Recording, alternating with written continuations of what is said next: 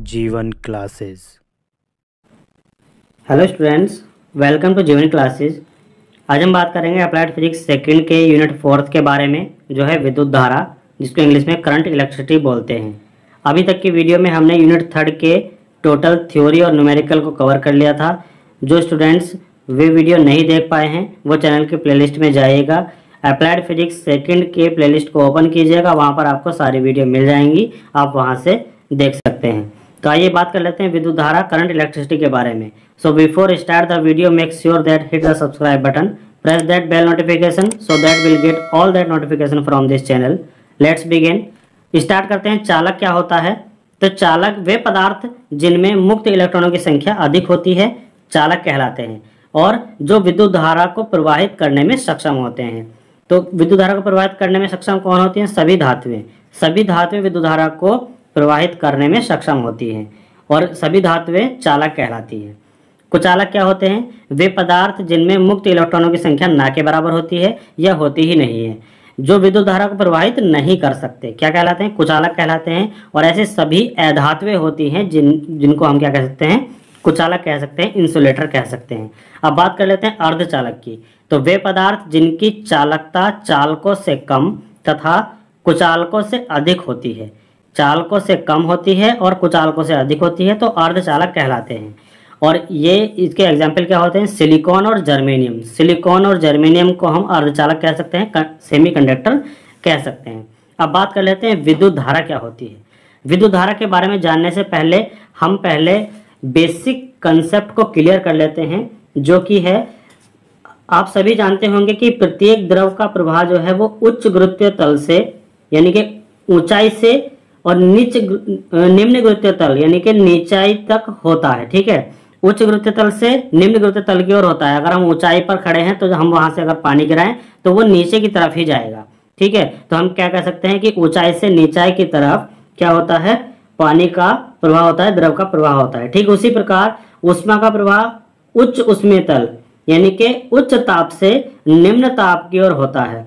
और हम ये भी जानते हैं कि आवेश का प्रवाह उच्च विद्युत विभव, ठीक है, उच्च विद्युत विभव से निम्न विद्युत विभव की ओर होता है। ठीक प्रकार यह है कि द्रवों के प्रवाह की दर द्रव धारा कहलाती है, और उसी प्रकार हम यह बोल सकते हैं कि ऊष्मा के प्रवाह की दर, ऊष्मा के प्रवाह की दर ऊष्मीय धारा कहलाती है।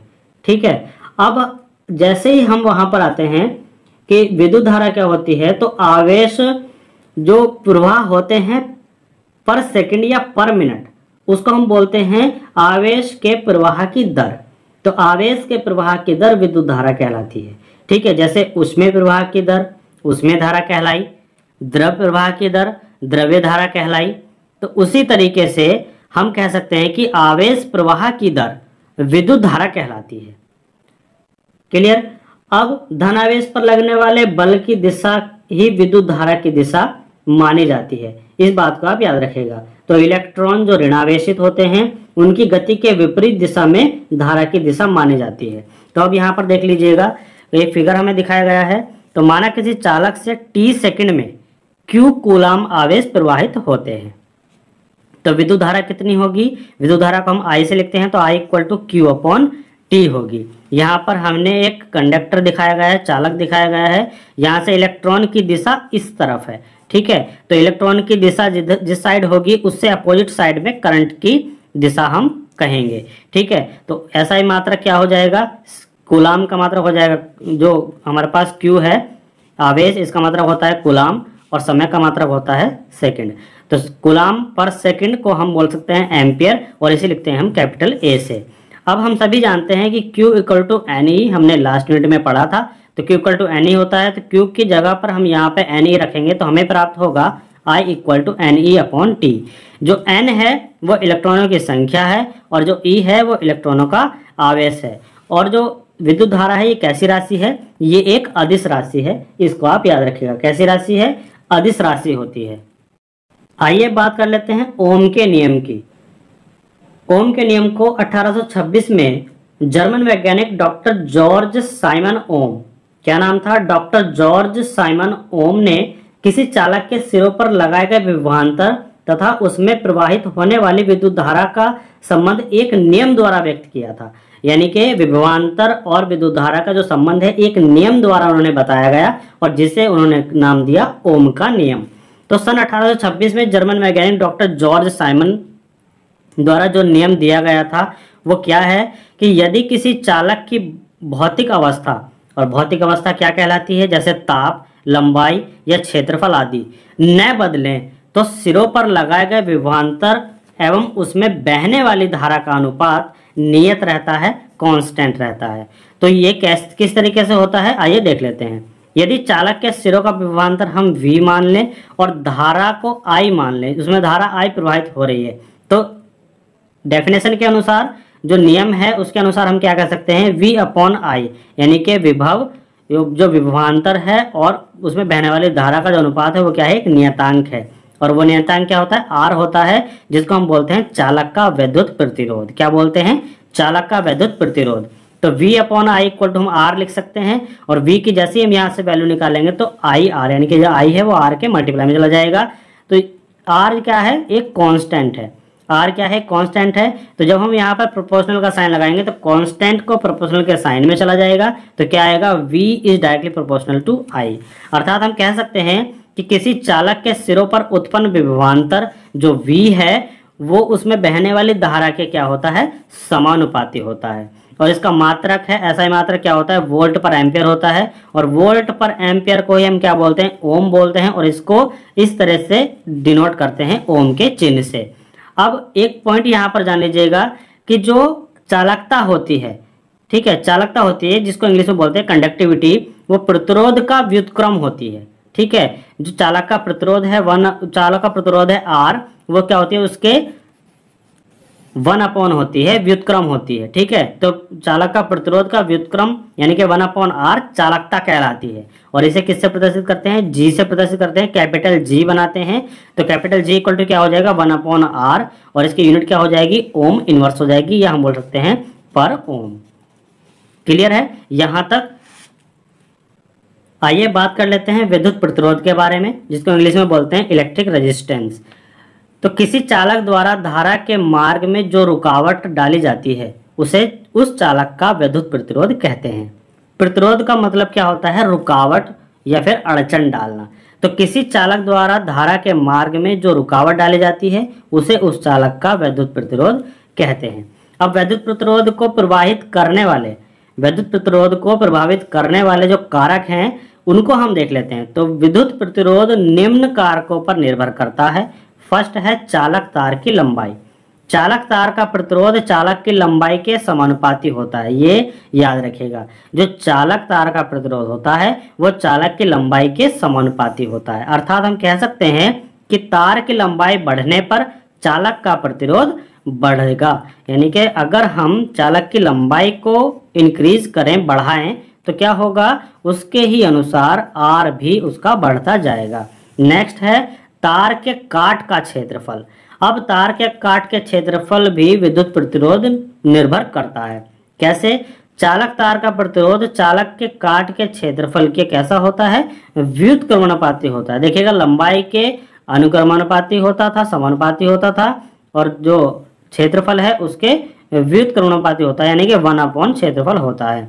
अर्थात तार की मोटाई बढ़ने पर प्रतिरोध क्या होगा, घटेगा, प्रतिरोध घटने लगेगा। तो हम क्या कर सकते हैं, अगर प्रतिरोध को कम करना है किसी चालक के तो उसकी मोटाई को हम बढ़ा देंगे, तो R is directly proportional to 1/A हो जाता है। नेक्स्ट है तार का पदार्थ, यानी कि विद्युत प्रतिरोध तार के पदार्थ पर भी निर्भर करता है, वह तार किस पदार्थ का बना हुआ है। तो कैसे निर्भर करता है, चालक का प्रतिरोध चालक के पदार्थ पर भी निर्भर करता है। और किस तरीके से होता है कि जो R है, चालक का प्रतिरोध है, वो प्रोपोर्शनल होता है किसके, चालक की लंबाई और चालक के क्षेत्रफल के अनुपात के प्रोपोर्शनल होता है। अब जैसे ही हम इस प्रोपोर्शनल को साइन को हटाएंगे तो हमारे पास आ जाता है कांस्टेंट, जिसको बोलते हैं स्पेसिफिक रेजिस्टेंस। स्पेसिफिक रेजिस्टेंस को हम विशिष्ट प्रतिरोध बोलते हैं, या बोलते हैं हम रेजिस्टिविटी यानी कि प्रतिरोधकता, जिसको हम डिनोट करते हैं रो से। तो यहाँ पर लिखेंगे R equal to row L/A। यहाँ से अगर हम रो की वैल्यू निकालें तो R A/L हो जाएगा, और इसकी यूनिट कितनी हो जाएगी, ohm metre square upon metre, metre से 1 मीटर कैंसिल हो जाएगा तो कितना आ जाएगा, ओम मीटर। तो आप याद रखिएगा विशिष्ट प्रतिरोध यानी कि स्पेसिफिक रेजिस्टेंस की जो यूनिट होती है, मात्रक होता है, वो ओम मीटर होता है। आप इसको याद रखिएगा, ये आपसे कहीं पर भी मालूम किया जा सकता है किसी भी एग्जाम में। आइए अब बात कर लेते हैं प्रतिरोधों का संयोजन के बारे में। प्रतिरोधों का संयोजन किस तरीके से होता है, तो पहले जान लेते हैं इनके बारे में। अनेक प्रयोगों में हमें दिए गए प्रतिरोधों से भिन्न भिन्न प्रतिरोध की जब आवश्यकता पड़ती है तो हम प्रतिरोधों को जोड़कर अभिष्ट प्रतिरोध ज्ञात करते हैं, प्राप्त करते हैं। अधिक प्रतिरोध प्राप्त करने के लिए श्रेणी क्रम का यूज किया जाता है और कम प्रतिरोध प्राप्त करने के लिए समांतर क्रम में प्रतिरोधों को जोड़ा जाता है। तो हमें अगर कम प्रतिरोध चाहिए तो हम यूज करेंगे समांतर क्रम का, और अगर ज्यादा अधिक प्रतिरोध चाहिए तो हम प्रयोग करेंगे श्रेणी क्रम का। तो आइए देखते हैं ये किस तरीके से होते हैं। अब यहाँ पर हम देख लेते हैं कि जो ये फिगर आपको दिखाया गया है इसको ध्यान से समझिएगा। माना हमने 3 रेजिस्टेंस हैं, 3 प्रतिरोध हैं, R1, R2 और R3, एक दूसरे के साथ कैसे हैं, श्रेणी क्रम में है। तो तीनों प्रतिरोध में से होकर I धारा प्रवाहित हो रही है। देखिए यहाँ से I धारा प्रवाहित हो रही है जो तीनों प्रतिरोध से होकर के जा रही है। यदि इनके सिरों का जो विभवांतर है यहाँ पर A इस R1 का, और यहाँ से यहाँ अगर हम देखें तो V1, V2 और V3, अगर हम देखें कि इनके सिरों का जो विभवांतर है वो V1, V2, V3 कर दिया जाए तो विभवांतर का मान V के बराबर हो जाएगा। जो A और B के बीच विभवांतर होगा टोटल, उसका मान क्या हो जाएगा, V के बराबर हो जाएगा। यानी कि यहाँ से यहाँ तक V1 और यहाँ से यहाँ तक V2, यहाँ से यहाँ तक V3। तो जब A और B के बीच में टोटल विभवांतर हम निकालेंगे तो कितना हो जाएगा, V equal to V1 plus V2 plus V3 हो जाएगा। अब यहाँ पर हम जानते हैं ओम के नियम से V इक्वल टू IR होता है, तो V1 IR1 होगा, V2 IR2 होगा और V3 IR3 होगा। तो यहाँ से I कॉमन लेने पर हमें क्या मिलता है, IR1 plus R2 plus R3। अब I को V के अपॉन में ले जाएंगे तो यहाँ पर मिलेगा हमें V upon I equal to R1 plus R2 equal plus में R3। तो R1 plus R2 plus R3 हो जाएगा। अब यदि V upon I equal to R है, यानी कि हम जानते हैं ओम के नियम से V upon I equal to R होता है, तो इससे जब हम कंपेरिजन करेंगे तो देखिएगा R के इक्वल में यहाँ पे क्या है, R1 plus R2 plus R3 है। तो परिपथ का तुल्य प्रतिरोध कितना हो, R हो, तो श्रेणी क्रम संयोजन में तुल्य प्रतिरोध R equal to R1 plus R2 plus R3 होगा। यानी कि अगर कोई श्रेणी क्रम हमें दिया हुआ है, श्रेणी क्रम में प्रतिरोध जुड़े हुए हैं, तो उनका जो तुल्य प्रतिरोध होगा वो किस फॉर्मूले से निकालेंगे, R equal to R1 plus R2 plus R3। यानी कि जितने भी प्रतिरोध लगे हुए हैं उनको हम ऐड कर देंगे तो हमें क्या मिल जाएगा, तुल्य प्रतिरोध निकल जाएगा उस परिपथ का। अब सेकंड में है समांतर क्रम संयोजन। समांतर क्रम संयोजन हमने बताया कि अगर हमें कम प्रतिरोध चाहिए तो हमें समांतर क्रम का यूज करना होता है। तो यहाँ पर देख लीजिएगा समांतर क्रम किस तरीके से हम देख रहे हैं। मान लीजिए यहाँ पर भी क्या है, 3 प्रतिरोध हैं, R1, R2, R3, और एक दूसरे से समांतर क्रम में जुड़े हुए हैं। तीनों प्रतिरोधों से होकर कौन सी धारा जा रही है, I1, I2, I3 धारा प्रवाहित हो रही है। तो समांतर क्रम में तीनों प्रतिरोधों के सिरों पर जो विभवांतर होगा, यानी कि यहाँ से यहाँ A और B के बीच में विभवांतर होगा, वो कितना होगा, V होता है। ठीक है, V विभवांतर होगा तो परिपथ की कुल धारा हम कितनी रखेंगे, हमें पता है I इक्वल टू कितना होता है, V अपॉन R होता है। तो टोटल I कितना हो जाएगा, I1 plus I2 plus I3, इस तरीके से हम लिखेंगे।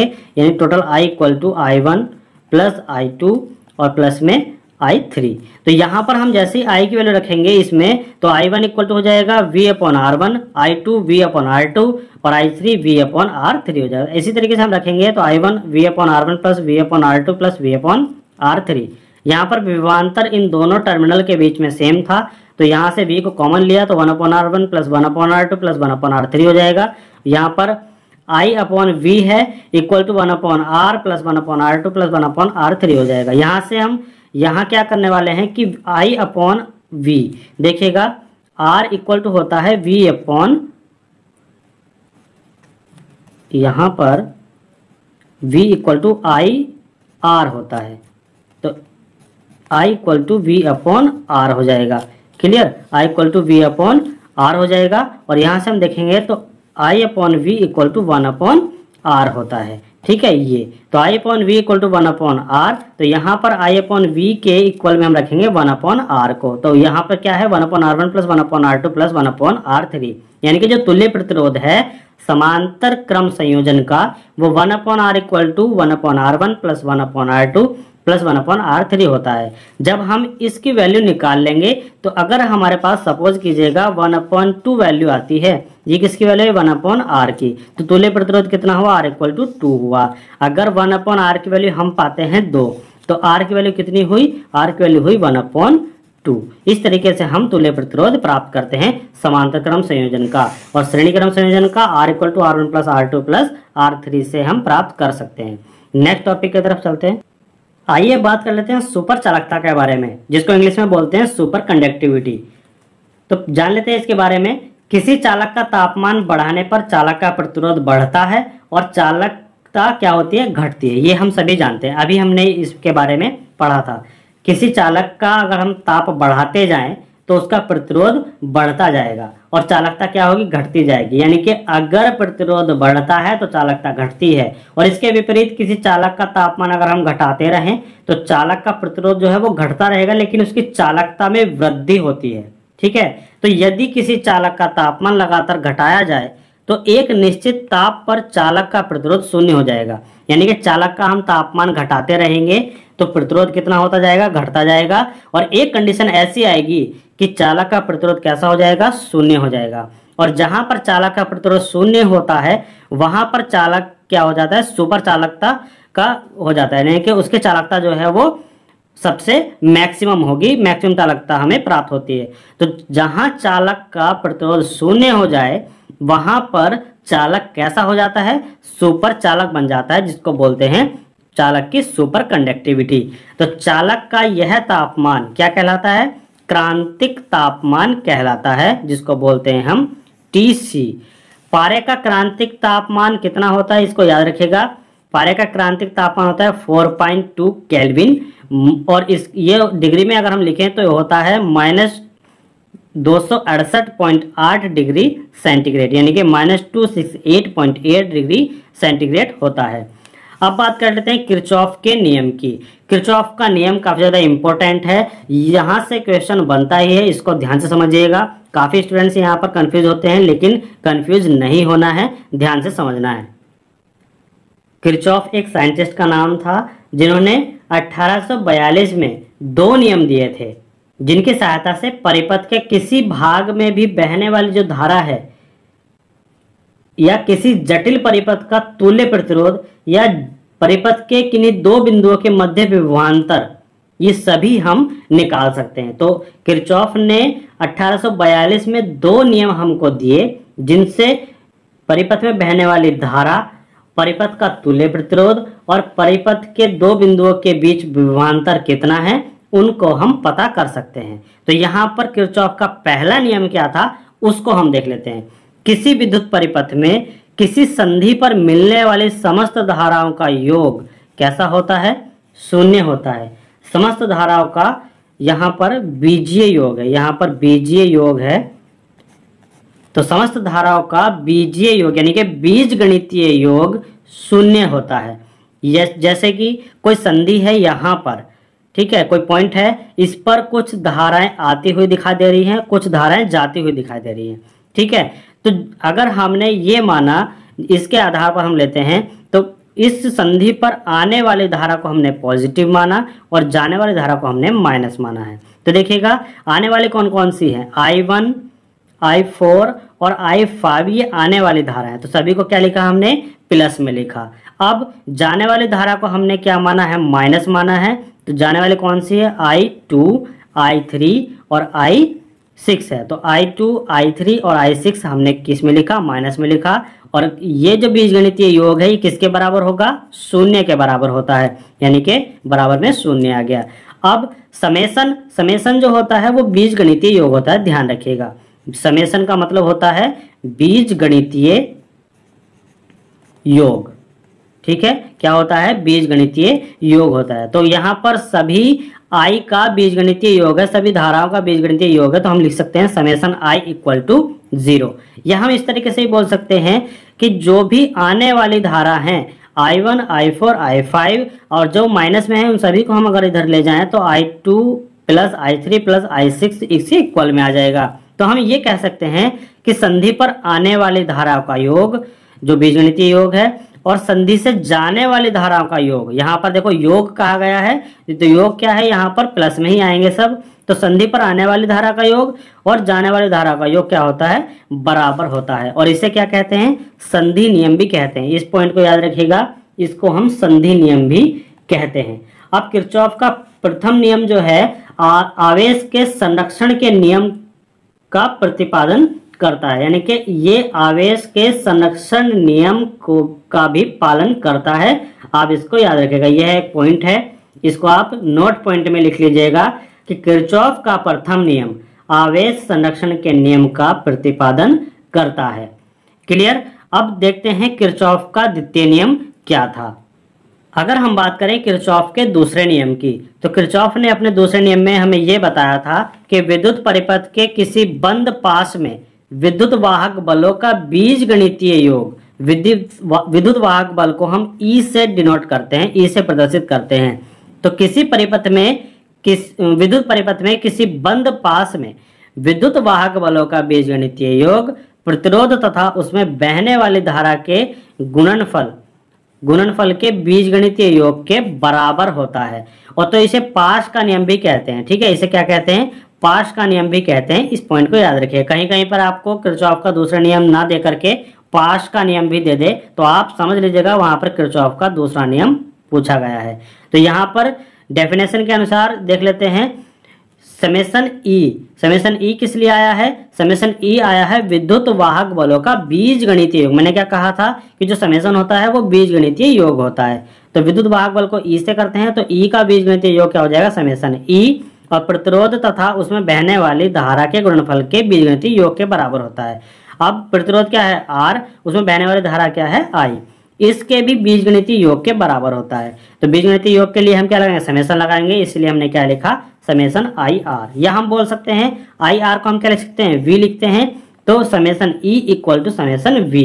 यानी कि हम इसको ये भी बोल सकते हैं कि किसी बंद पास जो भी है, किसी बंद पास में परिपथ का परिणामी विद्युत वाहक बल परिपथ के विभिन्न अवयवों के सिरों पर उत्पन्न विभवांतरों के योग के बराबर होता है। यानी कि ये विभवांतरों के योग के जो बीजगणितीय योग है उसके बराबर होता है। हम यह बोल सकते हैं अपने लैंग्वेज में कि विद्युत परिपथ में किसी बंद पास में विद्युत वाहक बलों का बीजगणितीय योग क्या होता है, विभवांतर के बीजगणितीय योग के बराबर होता है। तो किरचॉफ के द्वितीय नियम से हम यहाँ पर ये समझ सकते हैं कि अगर हमारे पास ये एक सर्किट दिया हुआ है, एक पास है, परिपथ है, यहाँ पर 3 विद्युत वाहक बल यानी कि 3 बैटरियां लगाई गई हैं जो है E1, E2 और E3, और यहाँ 4 हमें प्रतिरोध दिखाई दे रहे हैं, R1, R2, R3 और R4।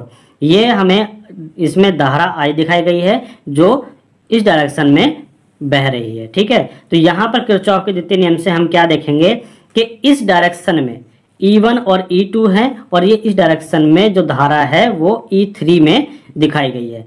तो इस डायरेक्शन को हम अगर प्लस लें और इस डायरेक्शन को अगर हम माइनस लें तो हमारे पास आता है E1 प्लस E2, दोनों इस डायरेक्शन में हैं, और माइनस में E3 आ जाएगा क्योंकि ये इनके अपोजिट डायरेक्शन में। तो इसको हम अगर माइनस ले लें और इसको प्लस ले लें तो हमारे पास आता है E1 plus E2 minus E3। इसी तरीके से अब क्या उसने कहा कि जो विभवांतर है उसके बीजगणितीय योग के बराबर होता है। तो विभवांतर हम निकालेंगे, R1 का विभवांतर R2 का, R3 का और R4 का क्या होगा, V1 plus V2 plus V3 plus V4 हो जाएगा। तो परिपथ का परिणामी विद्युत वाहक बल कितना हम लिखेंगे, V1 को हम लिखेंगे IR1, V2 IR2, V3 को IR3 और V4 को IR4 लिखेंगे। तो यहाँ पर I को हम कॉमन लेते ही हमें मिल जाता है R1 plus R2 plus R3 plus R4 bracket में आ जाएगा और I कॉमन आ जाएगा।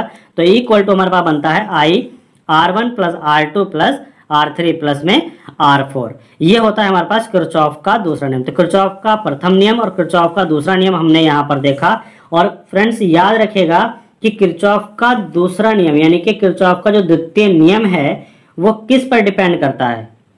तो यहाँ पर आपको याद रखना है कि किरचॉफ का दूसरा नियम ऊर्जा संरक्षण के सिद्धांत पर आधारित है। यानी कि अगर आपसे कहे कि किरचॉफ का दूसरा नियम है वो किस पर डिपेंड करता है, तो आप कहेंगे कि ऊर्जा संरक्षण के नियम पर, यानी कि कंजर्वेशन ऑफ एनर्जी लॉ, ठीक है, law of conservation of energy पर डिपेंड करता है। किरचॉफ का दूसरा नियम ऊर्जा संरक्षण के नियम के सिद्धांत पर आधारित है। अब हम देख लेते हैं व्हीटस्टोन ब्रिज। व्हीटस्टोन ब्रिज क्या होता है? ये काफी ज्यादा इंपॉर्टेंट है, आता ही आता है, इसको आप ध्यान से देखिएगा। यहां पर व्हीटस्टोन ब्रिज के बारे में बताया गया है। व्हीटस्टोन एक साइंटिस्ट के नाम पर व्हीटस्टोन ब्रिज का नाम रखा गया। तो इंग्लैंड के वैज्ञानिक प्रोफेसर सीएफ व्हीटस्टोन ने 4 प्रतिरोधों और एक धारामापी एवं एक सेल को जोड़कर एक विशेष प्रकार का परिपथ तैयार किया जो व्हीटस्टोन सेतु के नाम से जाना जाता है। यहां पर आप फिगर में देख रहे होंगे कि 4 प्रतिरोध और एक धारामापी और एक बैटरी को जोड़ करके उन्होंने एक ऐसा परिपथ हमें दिया, ऐसा परिपथ तैयार किया जो व्हीटस्टोन सेतु के नाम से जाना जाता है। और इसकी सहायता से हम क्या कर सकते हैं? अज्ञात प्रतिरोध ज्ञात कर सकते हैं, अज्ञात प्रतिरोध का पता लगा सकते हैं। क्लियर? तो हम यहां पर देख लेते हैं कि व्हीटस्टोन ब्रिज किस तरीके से काम करता है और किस तरीके से इसकी बनावट यानी कि इसकी रचना होती है। तो व्हीटस्टोन सेतु की सैद्धांतिक रचना हम देख लेते हैं। देखो 4 प्रतिरोध हैं, PQRS 4 प्रतिरोध हैं, उनको जोड़कर एक चतुर्भुज बनाया गया, उनको जोड़ा गया यानी कि ABCDA ये चतुर्भुज बनाया गया, ABCDA। हमने इन चारों को ऐड किया और इन चारों से एक चतुर्भुज बनाया, यानी कि यहां से ये देखिएगा A से B, B से C, C से D और D से A, एक चतुर्भुज तैयार हुआ। अब इसके बाद बिंदु A व C के मध्य, बिंदु A और C इन दोनों टर्मिनलों के मध्य एक सेल जिसका विद्युत वाहक बल E है, यानी कि एक सेल लगाया गया, इन दोनों टर्मिनल पर एक सेल लगा दिया गया जिसका विद्युत वाहक बल कितना है? E है, और एक कुंजी लगा दी गई जिसको हम बोल रहे हैं K2। ठीक है, अब यहां पर आगे हमने क्या किया? B और D के मध्य देखिएगा, B और D के मध्य एक कुंजी लगा दी गई जिसको हमने K1 बोला और एक धारामापी जोड़ दिया गया है जिससे हम धारा को यहां पर माप सकते हैं।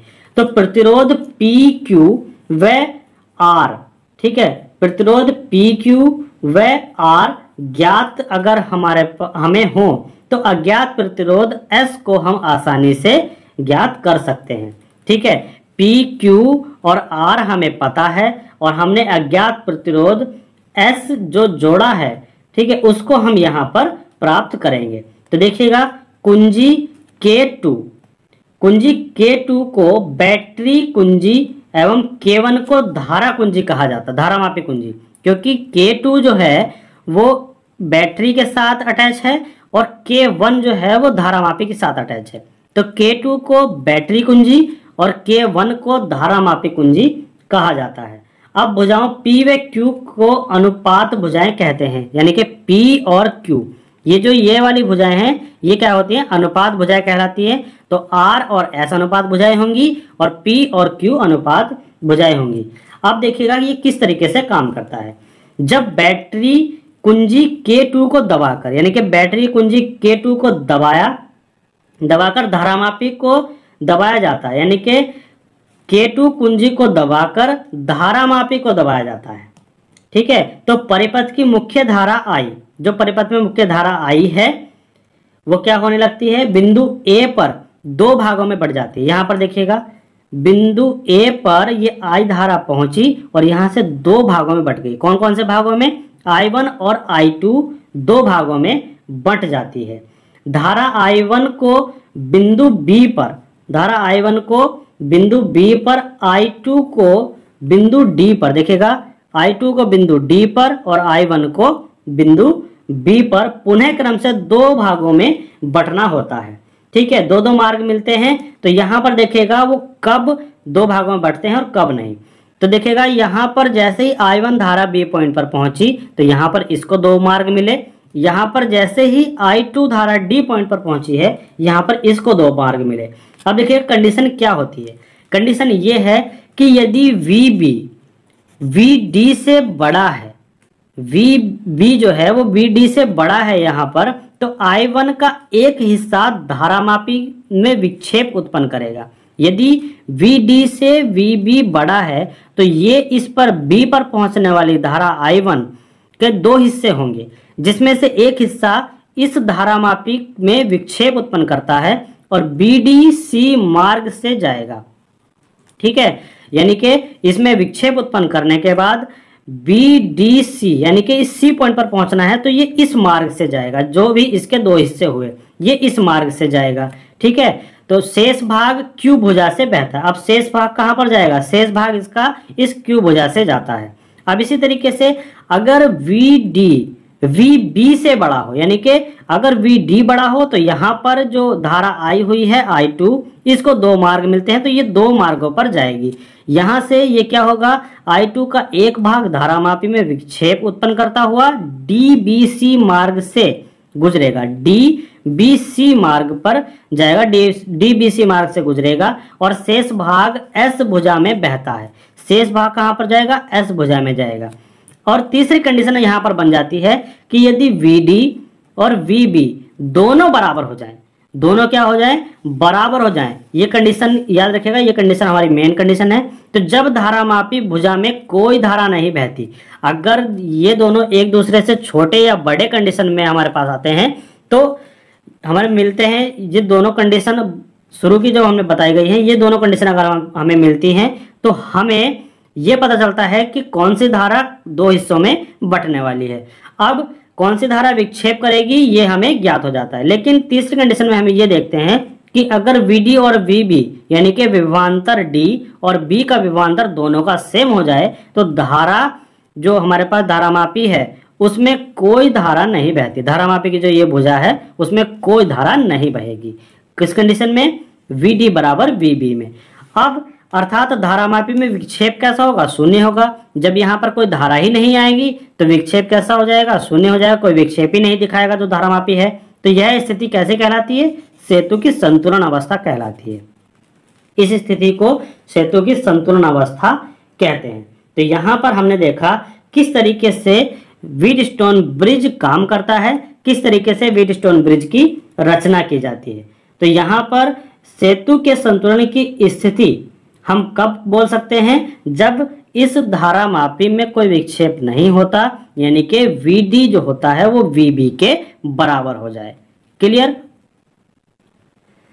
परंतु इस परिपथ से स्पष्ट है कि परिपथ में धारा बहती है, लेकिन इस धारा का प्रवाह धारामापी वाली भुजा पर नहीं होता।